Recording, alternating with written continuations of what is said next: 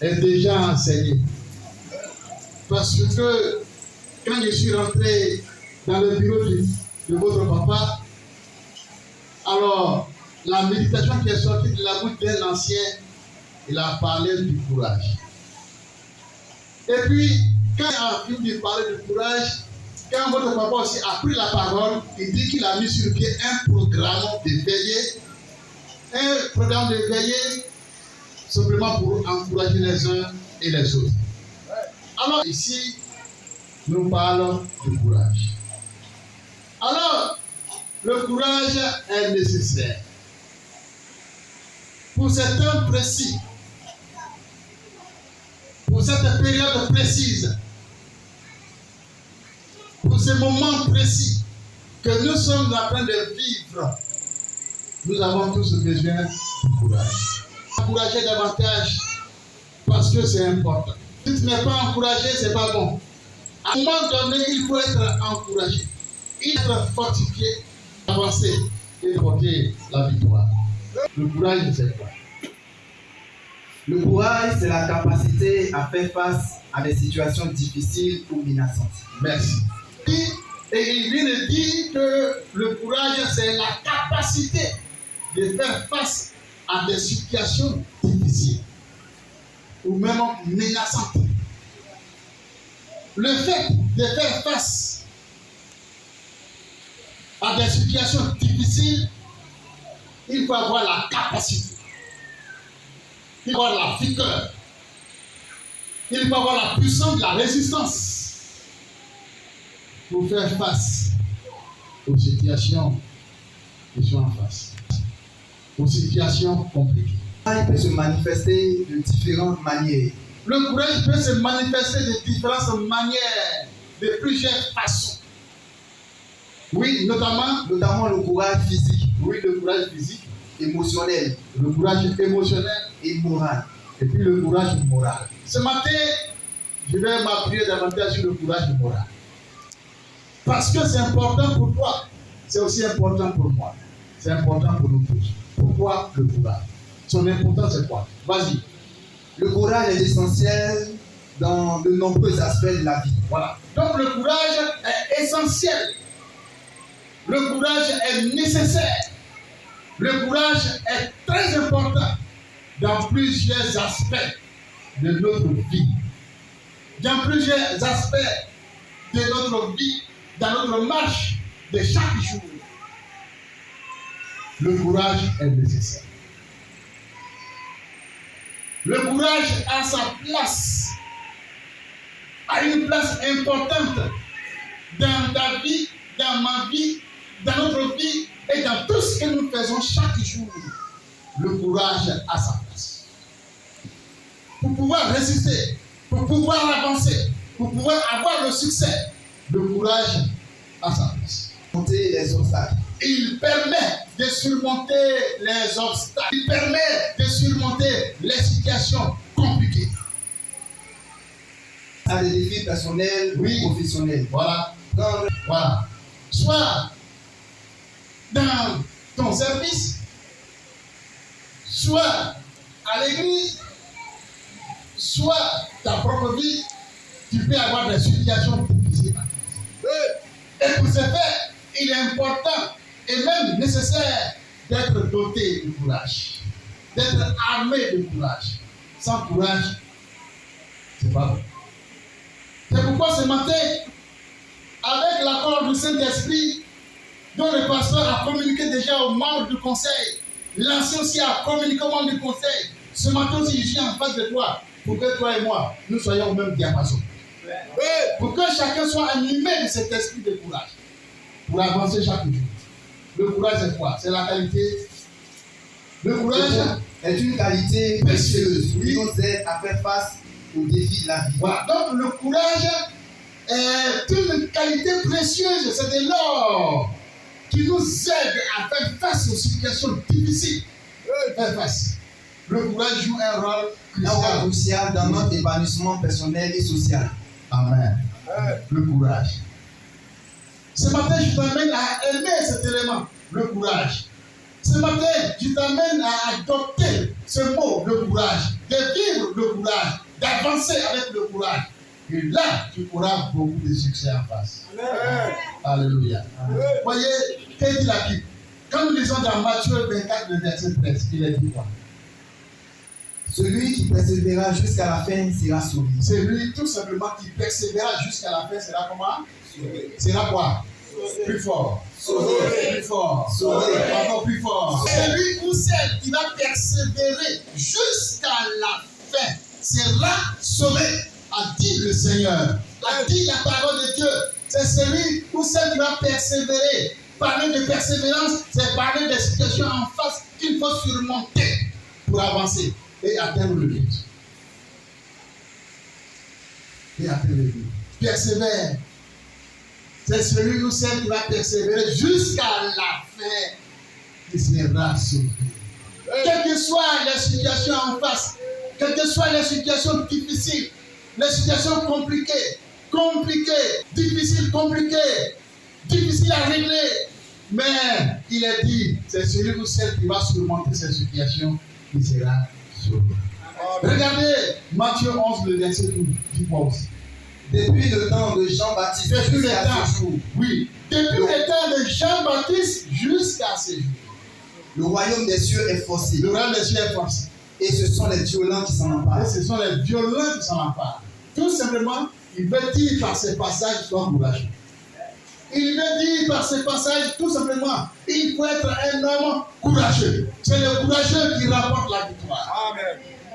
Et il dit, depuis le temps de Jean-Baptiste, ça veut dire quoi? Tout simplement que avant même ta naissance. Analysons ces deux versets, alors tout simplement il a écrit quoi? C'est que tout chrétien qui veut être le cœur de Dieu, lui, doit être armé de courage. Voilà. Merci beaucoup. C'est que tout chrétien qui veut être le cœur de Dieu, c'est-à-dire la vie de Dieu, Dieu lui-même, alors d'être dosé de courage. Dis Amen. Amen. Dis Amen. Amen. Si quelqu'un veut être le cœur de Dieu, si quelqu'un veut être comme Dieu, si quelqu'un veut être aimé par Dieu et par le ciel, alors c'est derrière d'être doté ou bien dosé de courage. Doté, dosé de courage. Il te faut ça. C'est pourquoi ce matin je t'encourage à ça. Si vraiment tu es un homme courageux, courageuse, tu verras la gloire de Dieu. Amen. Tu auras la victoire, apporter des grands succès. Amen. Vas-y. Si tu n'es pas courageux, n'espère rien de la part de ton Créateur. Tout simplement, si tu n'es pas courageux, n'espère rien de la part de Dieu. C'est les courageux qui remportent. L'exemple est là déjà. Quand les footballeurs vont au terrain, on dépose la coupe. Qui remporte? C'est le courageux. C'est le courageux. Si toi, on t'a taclé et puis tu es resté couché là. Tu es resté couché. L'autre a pris les ballons et puis là-bas, toi tu es couché. Tu vas partir. Il va marquer. Et s'il marque, c'est fini, il a gagné.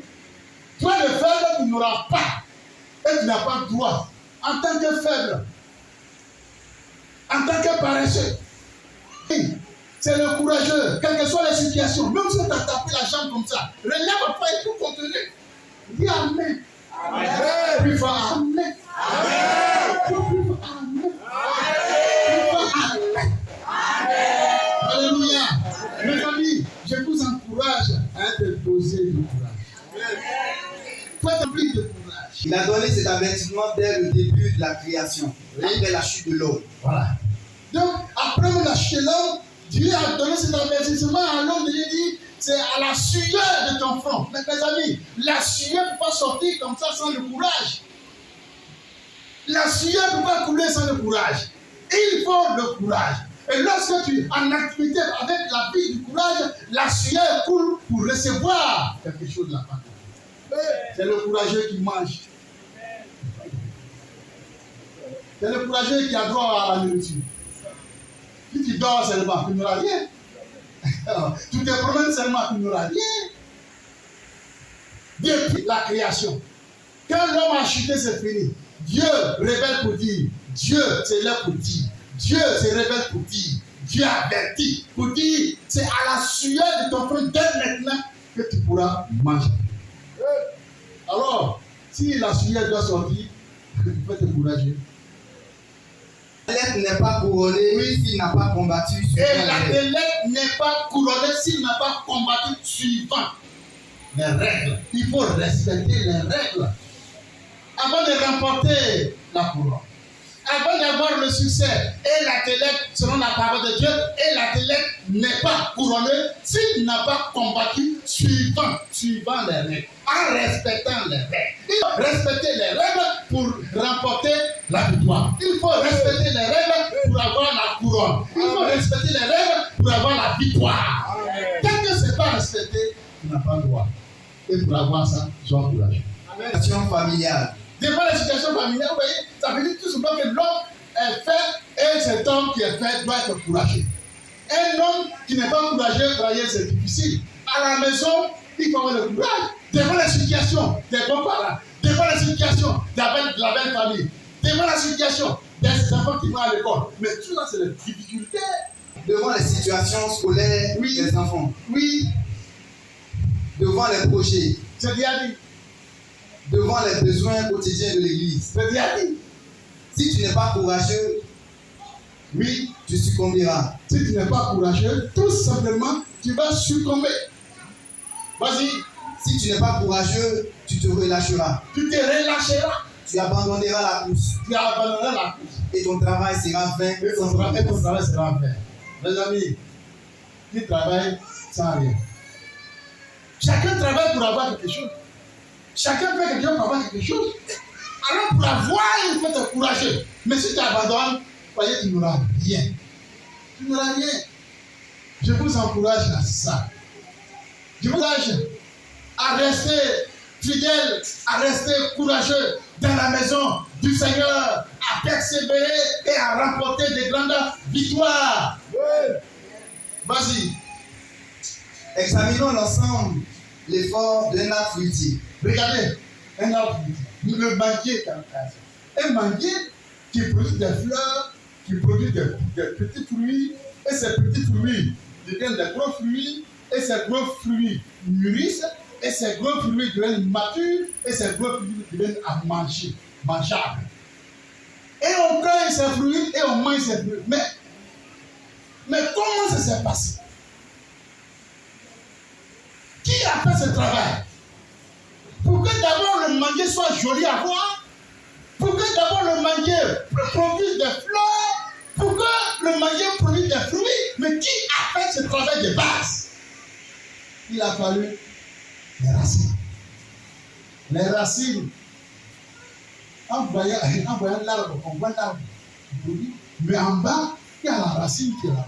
Et cette racine qui est là, ou bien les racines qui sont là-bas, font du travail, font tout avec beaucoup de courage pour que le manguier puisse chaque jour recevoir de la sève, puisse toujours recevoir de l'eau, puisse toujours recevoir de la nourriture pour que ça puisse grandir davantage et que le manguier donne de bons fruits. Malgré les difficultés que la racine peut avoir, souvent on pense que la racine n'a pas de problème. Non, la racine a des problèmes. La racine a des difficultés. La racine peut croiser des cailloux. La racine peut croiser des pierres. Oui, des pierres. Mais la racine met tout en œuvre pour défier ces pierres pour aller chercher de la sève. Et donner davantage la nourriture à l'arbre. Pour que l'arbre produise. Soyons courageux. Sois courageux et sois courageux. Dis Amen. Amen. Vas-y. On ne peut pas parler de la beauté d'un arbre fruitier si un travail courageux n'a pas été fait. Vas-y. On ne peut pas parler de la solidité d'un manguier ou d'un arbre fruitier si une activité courageuse n'était pas à la base. Vas-y. Chacune des racines, malgré sa position, joue un rôle courageux pour favoriser l'existence du manguier. Rien ne se fait et ne peut se faire sans le courage. Rien ne se fait et ne peut se faire sans le courage. Dis Amen. C'est pourquoi je t'encourage. Pour que toi et moi, là, on soit vraiment des hommes courageux. Des femmes remplies de courage. Pour affronter les situations. Pour affronter les difficultés. Pour avancer toujours. Dis Amen. Dis Amen. Hein? L'enfant ne pourra pas avancer. Pour avoir avancé, il faut le courage. Pour faire avancer davantage l'enfant. Tu n'as pas les moyens, mais le courage fait que tu fais avancer l'enfant jusqu'à ce que l'enfant atteigne un niveau élevé. Le courage. Sois doté du courage. Voyez, vas-y. Le courage va de soi avec la détermination. Le courage va de soi avec la détermination. Et c'est ce que David a pris soin de cet élément très important, le courage. David a eu l'occasion de donner des conseils à son fils Salomon. Lorsque Salomon a été choisi parmi tant d'autres pour devenir serviteur de Dieu, pour devenir enfant du Seigneur, pour s'engager dans la voie de Dieu et se mettre au service de Dieu. Mes amis, David a eu le temps de donner des conseils à son fils Salomon. Et à la fin de ce conseil, il a dit: fortifie-toi et agis. Se fortifier, c'est quoi? Prends courage. Tu es serviteur, tu es chrétien, tu es enfant de Dieu. Tu auras en face de toi des situations difficiles et compliquées. Mais simplement, fortifie-toi, prends courage et puis avance. Et puis avance. Le courage est la clé du succès. Le courage, c'est la clé du succès. Amen. Dis Amen. Amen. Plus fort Amen. Amen. Mes amis, soyons courageux pour remporter la victoire. Amen. Toi qui es là pour la première fois, sois courageux pour remporter la victoire. Je suis venu à l'église et puis maintenant on me dit: ça on ne doit pas faire, ça on ne doit pas faire, ça on doit faire, ça on ne doit pas faire. Il t'a pris avant de mettre, il t'a pris avant de mettre. Tout ça là. Il me dit: oh, regarde, mais comment je vais manger? Mais comment je vais avancer? Mais en tant que célibataire femme, mais comment je vais aider mes enfants qui sont avec moi, qui sont à ma charge? Je dois payer la maison. Et puis je suis maîtresse, le maître là-bas. Ce matin, sois courageuse. Arrête. Arrête. Dis Amen. Arrête. Il faut arrêter. Tant que l'esprit de Dieu sera en toi, tant que la vie de Dieu sera en toi, tu seras confronté aux situations difficiles. Amen. Il faut se remonter toujours. Amen. Si tu n'as plus droit à se remonter, c'est que tu es mort. Si tu n'as plus droit à se remonter, c'est que tu es décédé. Il faut se remonter. Regardez le roi David. Selon 1 Samuel 17, verset 26, il a dit quoi?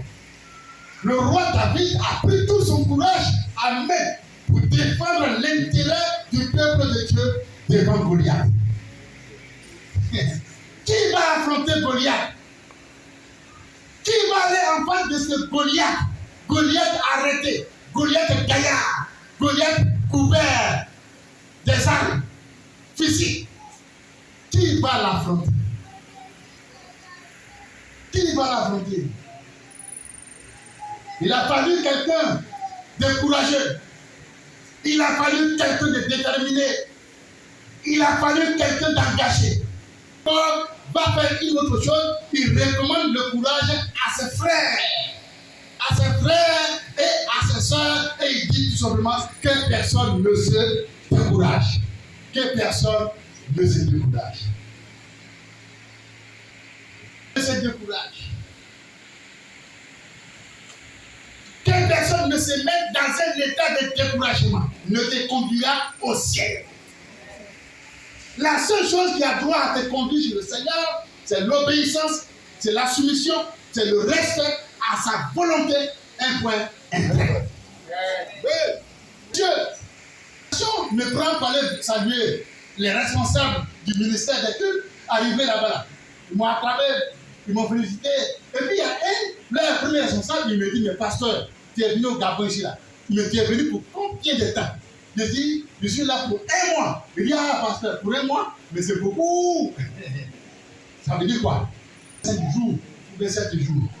Alors deuxième semaine, 4e semaine, tout ça là, ça fait 1 mois. Et dans chaque semaine, il y a beaucoup de jours, il y a beaucoup d'heures, il y a beaucoup de secondes, il y a beaucoup de minutes. Donc pasteur, aide-nous à diminuer le nombre de faux prophètes ici au Gabon. Moi, je vais les aider à diminuer le nombre de faux prophètes au Gabon. Quand il a dit ça 1 fois, 2 fois, Et puis, dans mon cas, il dit, mais, et en Côte d'Ivoire. Et en Côte d'Ivoire. Si je n'ai pas pu délivrer ceux qui sont là-bas, je n'ai pas pu diminuer ceux qui sont là-bas, c'est ici, en un mois, je vais diminuer. Mes amis, et ce monsieur, quand il prie dans son église, quand il dit, waouh, les gens tombent debout. À côté de la Bible, il avait un savon magique. Et c'est avec le savon magique là, il prend, il se lave bien, et puis il vient à l'église. Et quand il vient, il dit, ah, les gens tombent. Et le savon là, c'était réservé qu'à lui seul. Sa femme, le jour où il a laissé le savon dans la douche, il a oublié ça. Sa femme aussi a pris le même savon, et puis elle s'est bien lavée avec le savon. Elle s'est lavée, elle a pris son panier pour aller au grand marché.